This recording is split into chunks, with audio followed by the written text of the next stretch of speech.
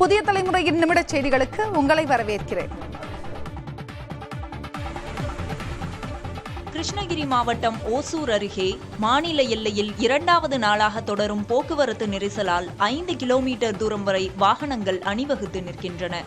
தமிழக கர்நாடக மாநில எல்லையான ஓசூர் மாநகராட்சிக்குட்பட்ட சிப்காட் பகுதியில் போக்குவரத்து நெரிசலை கட்டுப்படுத்தும் வகையில் கடந்த 3 மாதங்களுக்கு முன்பு நெடுஞ்சாலைத்துறை சார்பில் மேம்பாலம் கட்டும் பணி நடைபெற்றது.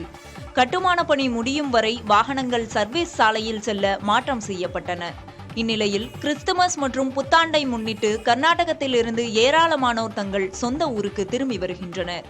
இதனால் சாலையில் கடும் போக்குவரத்து நெரிசல் ஏற்பட்டுள்ளது. ஜூஜுவாடி பகுதியில் 2 நெடுஞ்சாலைகளிலும் சுமார் 5 கிலோமீட்டர் வரை வாகனங்கள் அணிவகுத்து நிற்கின்றன. அப்பகுதியை கடந்து செல்ல 7 மணி நேரத்திற்கும் மேல் ஆவதாக வாகன ஓட்டிகள் தெரிவித்தனர்.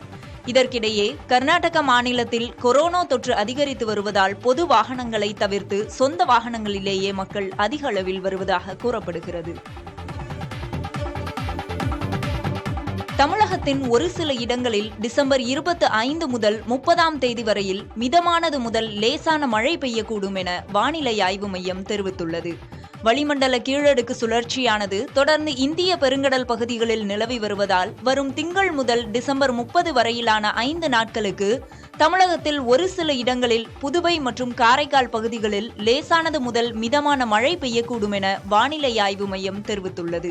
சென்னை மற்றும் புறநகர் பகுதிகளில் அடுத்த 48 மணி நேரத்துக்கு வானம் ஓரளவு மேகமூட்டத்துடனும் நகரின் ஒரு சில பகுதிகளில் லேசானது முதல் மிதமான மழை பெய்யக்கூடும் எனவும் வானிலை ஆய்வு மையம் தெரிவித்துள்ளது. மேலும் வங்கக்கடல் பகுதிகளில் வரும் திங்கள் முதல் டிசம்பர் 28ஆம் தேதி வரையில் மணிக்கு 40 முதல் 45 கிலோமீட்டர் வேகத்திலும் இடையிடையே 55 கிலோமீட்டர் வேகத்திலும் வீசக்கூடும் என்பதால் மீனவர்கள் கடலுக்கு செல்ல வேண்டாம் என வானிலை ஆய்வு மையம் அறிவுறுத்தியுள்ளது.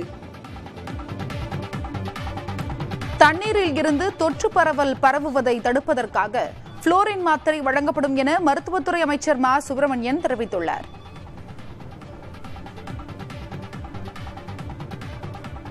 குளோரின்ல தான் டயரியா உருவாகும். குளோரின் அளவு சரியா இருக்கான்னு பார்க்கணும். அந்த வகையில் இன்னைக்கு பிற்பகல்ல ஒரு 40 லட்சம் டேப்லெட் வருது, சென்னையில இருந்து வந்து இருக்கு. பிற்பகலுக்கு அப்புறம் இங்க ஏதாவது ஒரு குடியிருப்பு பகுதியில் அதை கொடுத்து தொடங்க போறோம். ஒவ்வொரு வீட்டுக்கும் 10 டேப்லெட் தரப்போறோம். ஒரு 200 லிட்டர் இருக்கிற ஒரு குடத்துலயோ இல்லையோ அதை வந்து ஒரு 20 லிட்டர் குடம் இருக்குன்னா அந்த குடத்துல ஒரு டேப்லெட்டை போட்டு ஒரு 2 மணி நேரம் கழிச்சு அதை யூஸ் பண்ணணும். அதை அட்வைஸ் பண்ணி இந்த டேப்லெட் கொடுக்க போறோம். ஒரு வீட்டுக்கு 10 டேப்லெட் கொடுக்க போறோம். என்டையர் தூத்துக்குடிக்கும் எல்லா ரெசிடென்ஷியல் ஏரியாவுக்கும் இந்த மாத்திரைகள் கொடுக்கறத உறுதிப்படுத்த போறோம். எல்லா இடத்துலயும் கேம்ப் போயிருச்சுங்க. இது வரைக்கும் 3000க்கு மேல கேம்ப்ஸ் நடத்திருக்கு இந்த 7 நாள்லயே. இப்போ ஒவ்வொரு நாளுமே ஒரு 600 அளவுல கேம்ப் நடத்துறாங்க. கடந்த வாரம் நெல்லையில் பொழிந்த அதி கனமழையின் காரணமாக ஏற்பட்ட சேத பாதிப்புகளை தலைமைச் செயலாளர் சிவ்தாஸ் மீனா நேரில் சென்று பார்வையிட்டார். கடந்த வாரம் நெல்லை, தூத்துக்குடி, தென்காசி, கன்னியாகுமரி ஆகிய மாவட்டங்களில் பொழிந்த அதி கனமழையால் ஊரே வெள்ளக்காடானது. பெரும்பாலான பகுதிகளில் வெள்ள நீர் சூழ்ந்ததால் வீடுகள் மட்டுமின்றி கடைகளிலும் மழைநீர் புகுந்து மக்களின் வாழ்வாதாரம் கேள்விக்குறியானது. குறிப்பாக நெல்லை மாவட்டத்தில் குளங்கள், ஏரிகள் உடைந்து ஊருக்குள் நீர் புகுந்ததால் பெரும்பாலான இடங்களில் முதல் தளம் முழுவதும் மூழ்கின. தாமிரபரணி ஆற்றில் ஏற்பட்ட வெள்ளப்பெருக்கால் சீவலப்பேரி பகுதியில் கூட்டு குடிநீர் குழாய் உடைப்பு ஏற்பட்டது. இதனை தலைமைச் செயலாளர் சிவ்தாஸ் மீனா நேரில் சென்று பார்வையிட்டார். இதேபோல் ஏற்றுமதி நிறுவனத்தில் ஏற்பட்டுள்ள பாதிப்புகளையும், சிறு குறு நிறுவனத்தில் ஏற்பட்ட பாதிப்புகளையும், அந்தோணியார்புரத்தில் ஏற்பட்ட பாதிப்புகளையும் பார்வையிட்டார். ஆய்வின் போது சாலையின் அருகே இருந்த தேநீர் கடை ஒன்றில் அமர்ந்து அமைச்சர்கள் மற்றும் அரசு அதிகாரிகளுடன் தலைமைச் செயலாளர் சிவ்தாஸ் மீனா தேநீர் அருந்தினார். போர்க்கால அடிப்படையில் அத்தனை எரிகளில் உடைப்பு சரி பண்ணி அந்த கொஞ்சம் தண்ணி ஸ்டோர் பண்ணிட்டு விவசாயிகளுக்கு பாதிப்பு இல்லாமல், ஏன்னா அந்த விவசாயத்துக்கு நம்ம தண்ணீர் கட்டாயமாக தேவை இருக்குது. ஸோ அதை ஏற்பாடு பண்ணிகிட்ருக்கோம். இதே மாதிரி மற்ற துறையில் ஹைவேஸ், நெடுஞ்சாலைத்துறை, ஊரக வளர்ச்சித்துறை, நகராட்சி நிர்வாகத்துறை, அந்த ஹெல்த் டிபார்ட்மெண்ட், அனைத்து துறையில் அந்த போர்க்கால அடிப்படையில் அந்த ஒர்க்கு போயிட்டுருக்கு. அப்புறம் அந்த கணக்கெடுப்பு, நிறைய மக்களுக்கு இந்த வீடு சேதம், கால்நடை, இந்த மாதிரி நிறைய சேதங்கள் இருக்குது. அதுக்கு இப்போ முந்தா நாளில் இந்த கணக்கெடுப்பு ஒர்க்கு எல்லா பகுதியில் போயிட்டுருக்கு. ஒரு சிறப்பாக குழுக்கள் போட்டு, ஸ்பெஷல் டீம்ஸ் போட்டு அந்த பணிகள் போயிட்டுருக்கு. தூத்துக்குடி மாவட்டம் ஸ்ரீவைகுண்டம் அருகே மழை வெள்ளத்தால் பயிர்கள் சேதமடைந்துள்ளதால் மூதாட்டி ஒருவரின் வாழ்வாதாரமே முடங்கியுள்ளது. புளியங்குளம் கிராமத்தில் வசிக்கும் பிச்சைமுத்து எனும் மூதாட்டி தனது 2 ஏக்கர் நிலத்தில் வாழை சாகுபடி செய்து வந்தார். 7 பெண் பிள்ளைகளுக்கும் திருமணம் செய்து கொடுத்த பிச்சைமுத்து மூதாட்டியின் கணவரும் மறைந்து போனதால் விவசாயமொன்றே அவருக்கு வாழ்வாதாரமாக இருந்து வந்தது. இப்படி இருக்க டிசம்பர் 17 மற்றும் 18ஆம் தேதிகளில் பெய்த பெருமழை மூதாட்டியின் அன்றாட வாழ்க்கையை புரட்டி போட்டது. அவர் ஆசையாக வளர்த்த வாழை மரங்களை வெள்ளம் சாய்த்த நிலையில் அந்த நிலத்தில் சேரும் சூழ்ந்துள்ளது. 7 பெண் பிள்ளைகளிலிருந்தும் தனியாளாக போராடும் மூதாட்டி பிச்சைமுத்து வாழ்வாதாரத்திற்கு அடுத்து என்ன செய்வதென்றே தெரியவில்லை என கண்ணீர் வடிக்கிறார். நான் மன உளைச்சலில் பாதிக்கப்பட்டு நான் இப்ப நடு ரோட்டில் நின்று கொண்டு இருக்கிறேன் ஐயா. எந்த ஆதரவும் இல்லாமல், எனக்கு துணையும் இல்லாமல் இதை எப்படி நான் மீண்டும் பயிர் செய்வது என்று தவித்துக் கொண்டிருக்கிறேன் ஐயா. எந்த அதிகாரிகளும் இதுவரை பார்வையிடவில்லை. நான் கையில் மனுவை எழுதி வைத்துக் கொண்டு 3 நாளாக இரவும் பகலும் அழுது கொண்டு வாட்டம் தண்ணி உண்ணி சாப்பிடாமல் நான் காத்து கொண்டு இருக்கிறேன் ஐயா. யாரும் என்னென்று கேட்க ஆள் இல்லாமல். திமுக அரசு மத்திய அரசுடன் மோதல் போக்கை கடைபிடித்து வருவதாக தமிழக பாஜக தலைவர் அண்ணாமலை விமர்சித்துள்ளார். கோவையில் செய்தியாளர்களிடம் பேசிய அவர் நிவாரணப் பணிகளை கவனிக்காமல் மத்திய அரசை வம்புக்கு இழுப்பதே உதயநிதியின் வேலையாக உள்ளதாக கூறினார். தமிழகத்தில் குறிப்பாக திராவிட முன்னேற்ற கழகத்தினுடைய அரசியல் எப்படியாவது சண்டை போட்டுக்கிட்டே இருக்கணும், இந்தியாவுடைய அரசியலமைப்பு சட்டத்திற்கு எதிராக செயல்பட வேண்டும், ஒரு டெமோக்ராட்டிக் ஃபெடரல் சிஸ்டத்தில் மாநில அரசு மத்திய அரசு எல்லோருமே பங்களிப்போடு செயலாற்றக்கூடிய அந்த திட்டத்தில் ஓட்டைகள் போட வேண்டும் என்பதை முழு குறிக்கோளாக வைத்துக்கொண்டு திராவிட முன்னேற்ற கழகம் செயல்பட்டுக் கொண்டிருக்கின்றார். அதுவும் நமக்கு தெரியும், குறிப்பாக இந்த சென்னை வெள்ளமும் தென் தமிழகத்தில் ஏற்பட்ட அந்த 2 வெள்ள பாதிப்பும் கூட மிக மோசமாக இந்திய அளவிலே கையாளப்பட்டதாக அனைவருமே பேச ஆரம்பிச்சிருக்கிறாங்க. குஜராத்தில் தாக்கப்பட்ட புயல் டக்கூட்டா புயல் தாக்கியது பொழுது 9836 கோடி ரூபாய் கேட்டாங்க. மத்திய அரசு உடனடி நிவாரண நிதியாக 1000 கோடி ரூபாய் கொடுத்தாங்க. அதன் பிறகு மிச்சம் 8836 கோடி ரூபாய் கொடுக்கல. காரணம், அசஸ்மெண்ட்ல வித்தியாசம் இருக்கும். மத்திய அரசுடைய டீம் அசஸ்மெண்ட்டுக்கும் மாநில அரசு கேட்கக்கூடியதுக்கும் வித்தியாசம் இருக்கும். அதே போல 2020-21 கோவிட் காலகட்டத்தில் குஜராத்துக்கு மொத்தமாக வழங்கப்பட்ட நிதி கோவிட்டை சமாளிப்பதற்கு 304 கோடி, தமிழகத்திற்கு வழங்கப்பட்ட நிதி 868 கோடி. ஸோ இந்த மாதிரி பல உதாரணம் சொல்லிட்டே போலாங்க. ஆனால் நான் திமுகவினுடைய பொய்யை தோலுரிக்க விரும்பல. ஒன்னா உட்காந்து ஒரு டேட்டாவா சனாதன தர்மத்தை ஒழிப்பது தான் இலக்கு, என் பதவியே போனாலும் பரவாயில்ல, நான் சனாதன தர்மத்தை ஒழித்து கட்டுவேன். அதனுடைய வெளிப்பாடு தான் நிதிஷ்குமார் இந்த இந்தி கூட்டணியில ஸ்டாலின் அவர்களையும் டிஆர் பாலா அவர்களையும் உட்கார வச்சு ஹிந்தி கிளாஸ் எடுத்து அனுப்பிச்சுட்டு இருக்காங்க. நிதிஷ்குமார் ஐடியா பண்ணிட்டார், இப்படி திட்டினாச்சும் இவங்களை வெளியே அனுப்பிடலாம். இவங்களை நம்பி நம்ம 2024 பார்லிமெண்ட் எலெக்ஷனுக்கு போனோம்னா மொத்தமா கவுந்துரும். இந்த வர்ற 30-40 சீட்டு கூட இந்தி கூட்டணிக்கு வராதுன்னு எனக்கு தெரிந்தவரை it's a conspiracy by Nitish Kumar டிஎம்கேவை வெளியே அனுப்புறாங்க.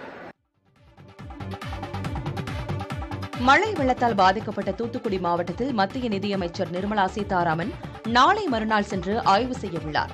நெல்லை, தூத்துக்குடி, தென்காசி மற்றும் கன்னியாகுமரி ஆகிய மாவட்டங்களில் சமீபத்தில் பெய்த அதி கனமழையால் பல இடங்களில் வெள்ளம் சூழ்ந்தது.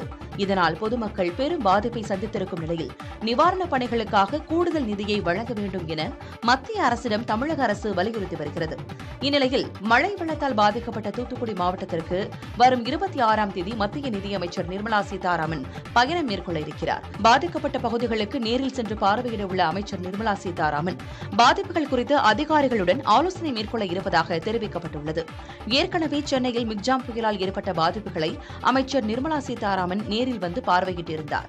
இந்த சூழலில் தென் மாவட்டங்களில் ஆய்வு செய்ய வரவில்லை என விமர்சனம் எழுந்திருந்த நிலையில் அவர் தூத்துக்குடிக்கு வருகை தந்து ஆய்வு மேற்கொள்ள இருக்கிறார். தொடர் விடுமுறை நாளை முன்னிட்டு பழனி முருகன் கோயிலில் ஆயிரக்கணக்கான பக்தர்கள் வருகையால் 5 மணி நேரம் வரை காத்திருந்து பக்தர்கள் சாமி தரிசனம் செய்து வருகின்றனர். அறுபடை வீடுகளில் 3ஆம் படை வீடான பழனி தண்டாயுதபாணி சுவாமி திருக்கோயிலுக்கு நாள்தோறும் ஆயிரக்கணக்கான பக்தர்கள் வருகை தருகின்றனர். ஞாயிற்றுக்கிழமை அரையாண்டு தேர்வு விடுமுறை மற்றும் ஐயப்ப பக்தர்களின் சீசன் என்பதாலும் ஆயிரக்கணக்கான பக்தர்கள் பழனியில் குவிந்துள்ளனர். மின் இழுவை ரயில் நிலையம் ரோப்கார் நிலையத்தில் 3 மணி நேரம் வரை பக்தர்கள் காத்திருந்து மலைக்கோவிலுக்கு சென்ற பிறகு அங்கும் 5 மணி நேரம் வரை காத்திருந்து தரிசனம் செய்து வருகின்றனர். பக்தர்களின் கூட்டத்தை கட்டுப்படுத்தும் விதமாக குடமுழுக்கு நினைவரங்கம் வழியாக பக்தர்கள் மலைக்கு நடந்து செல்லவும் படிப்பாதை வழியாக கீழே இறங்கி வரவும் கோயில் நிர்வாகம் சார்பில் ஏற்பாடு செய்யப்பட்டுள்ளது. கூட்ட நெரிசலை ஒட்டி ஏராளமான காவல்துறையினர் பாதுகாப்பு பணியில் ஈடுபடுத்தப்பட்டுள்ளனர். அரபிக்கடல் பகுதியில் தாக்குதலுக்கு உள்ளான வணிக கப்பல் மீட்டெடுக்கப்பட்டுள்ள நிலையில் அந்த கப்பல் நாளை மும்பை வந்தடையும் என தெரிவிக்கப்பட்டுள்ளது. MV Sem ப்ளூட்டோ என்ற வணிக கப்பல் சவுதி அரேபியாவிலிருந்து கச்சா எண்ணெயை ஏற்றிக்கொண்டு மங்களூருவை நோக்கி வந்து கொண்டிருந்தது. குஜராத்தின் போர்பந்தரில் இருந்து 217 நாட்டிகள் மைல் தொலைவில் இருந்தபோது அந்த கப்பலை குறிவைத்து ட்ரோன் தாக்குதல் நடத்தப்பட்டது. கப்பலில் ஏற்பட்ட தீ உடனடியாக அணைக்கப்பட்ட நிலையில் கப்பலில் இருந்த 21 இந்தியர்கள் உட்பட அனைத்து பணியாளர்களும் பாதுகாப்பாக இருப்பதாகவும் தெரிவிக்கப்பட்டுள்ளது. தொடர்ந்து மீட்பு பணிகளுக்காக இந்திய கடலோர காவல் படைக்கு சொந்தமான விக்ரம் கப்பல் நிகழ்விடத்துக்கு அனுப்பப்பட்டது. இந்நிலையில் பல மணி நேரத்துக்கு பிறகு தாக்குதலுக்கு உள்ளான வணிக கப்பல் இந்தியாவுக்கு கொண்டு வரப்பட்டது. 11 நாட்டிகள் மைல் வேகத்தில் பயணித்து வரும் அந்த வணிக கப்பல் நாளை மும்பையை வந்தடையும் என தெரிவிக்கப்பட்டுள்ளது. ஆஸ்திரேலிய மகளிர் அணிக்கு எதிரான டெஸ்ட் கிரிக்கெட் போட்டியில் இந்திய மகளிர் அணி 8 விக்கெட் வித்தியாசத்தில் அபார வெற்றி பெற்றது. மும்பை வான்கடை மைதானத்தில் நடைபெற்ற இந்த போட்டியில் முதல் இன்னிங்ஸில் ஆஸ்திரேலியா 219 ரன்களும் இந்தியா 406 ரன்களும் சேர்த்தது. 187 ரன்கள் பின்னிலையுடன் இரண்டாவது இன்னிங்ஸை தொடங்கிய ஆஸ்திரேலிய அணி இந்திய அணியின் பந்துவீச்சை சமாளிக்க முடியாமல் திணறியது. இதனால் 261 ரன்களில் ஆஸ்திரேலியா ஆல் அவுட் ஆனது. இந்திய அணியில் அதிகபட்சமாக சினே ராணா 4 விக்கெட்டுகளை வீழ்த்தினார். 75 ரன்கள் எடுத்தால் வெற்றி என்ற எளிய இலக்குடன் களமிறங்கிய இந்திய அணி 18.4 ஓவர்களில் 2 விக்கெட்டுகள் இழப்பிற்கு 75 ரன்கள் அடித்து வெற்றி பெற்றது. இந்திய வீராங்கனை சினே ராணா ஆட்ட நாயகியாக தேர்ந்தெடுக்கப்பட்டார். ஆஸ்திரேலிய மகளிர் அணிக்கு எதிராக இந்திய மகளிர் அணி டெஸ்ட் போட்டியில் வெற்றி பெறுவது இதுவே முதல் முறை என்பது குறிப்பிடத்தக்கது.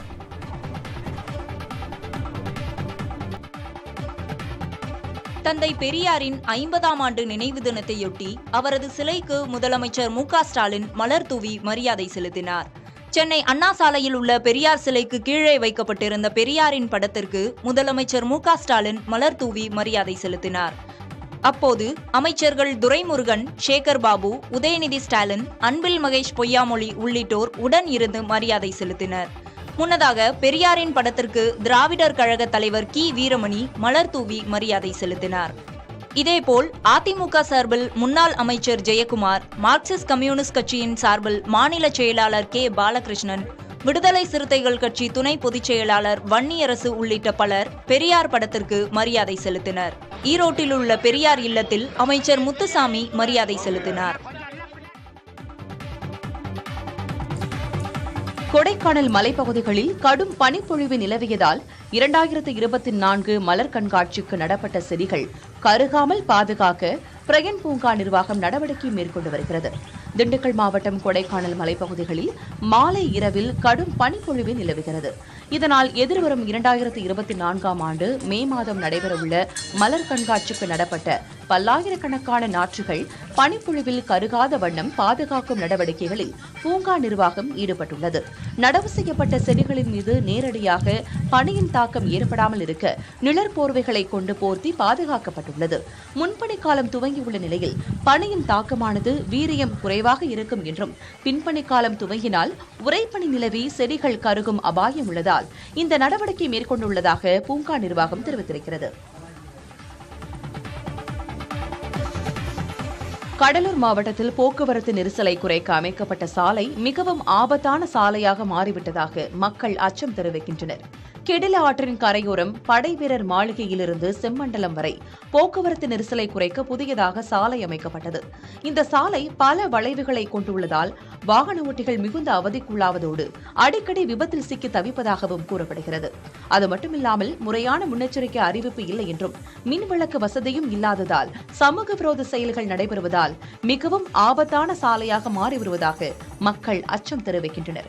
இந்த சூழ்நிலையை கருத்தில் கொண்டு சாலையை மேம்படுத்த நடவடிக்கை எடுக்கவும் ரோந்து பணியில் காவல்துறை ஈடுபட வேண்டும் எனவும் மக்கள் வேண்டுகோள் விடுக்கின்றனர். அதான் சார், உள்ள சிட்டிக்குள்ள போகாம அவுட்ல போற ரோடு சார் இது. அந்த டர்ன் இருக்கு, ஒரு டர்ன் ஒன்று இருக்குது, ஏத்தால வர்ற வண்டி தெரியல, அதனால விபத்துகள் நிறைய நடக்குது. அதே மாதிரி லைட் ஒன்றும் இல்லை சார்.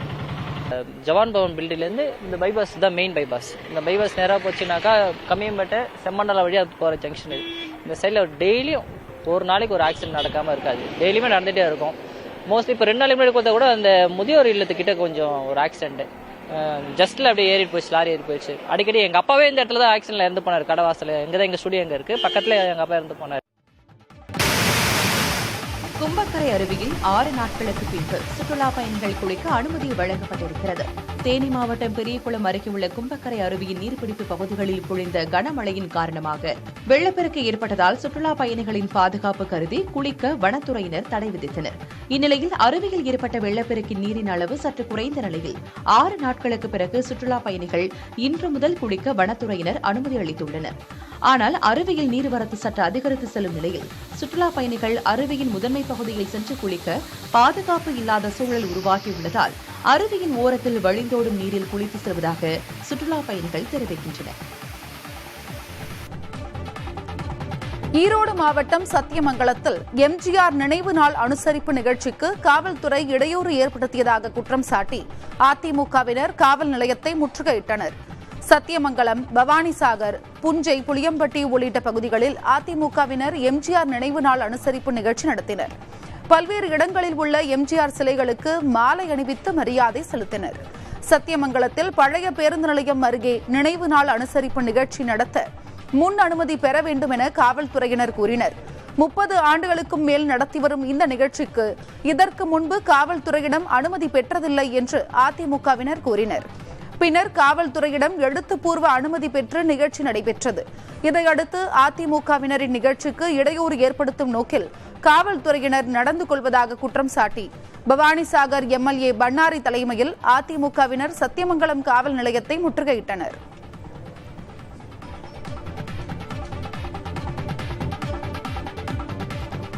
விருதுநகர் மாவட்டம் ராஜபாளையம் அருகே விவசாய நிலத்திலிருந்து தண்ணீர் வெளியேறாததால் 15 ஏக்கர் பரப்பளவுள்ள நெற்பயிர்கள் தண்ணீரில் மூழ்கி சேதமடைந்ததாக விவசாயிகள் வேதனை தெரிவிக்கின்றனர். ராஜபாளையம் அருகே கடந்த வாரம் பெய்த கனமழையால் செட்டியார்பட்டி பாசன பரப்பில் உள்ள 15 ஏக்கர் விவசாய நிலங்கள் தண்ணீரில் மூழ்கின.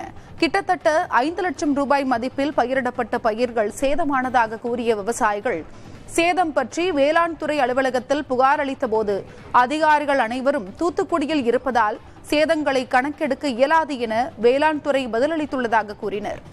மழைக்காலங்களில் 10 அடி ஆழம் வரை தண்ணீர் தேங்கி இருப்பதால் உரங்களை எடுத்து செல்ல கடினமாக உள்ளதாகவும் அவர்கள் கூறினர். இதுகுறித்து ராஜபாளையம் வட்டாட்சியரிடம் கேட்டபோது அதிகாரிகள் அனைவரும் நெல்லை, தூத்துக்குடியில் இருப்பதால் வருவாய் ஆய்வாளர் மூலம் சேதமடைந்த பகுதிகள் ஆய்வு செய்யப்படும் என தெரிவித்தார்.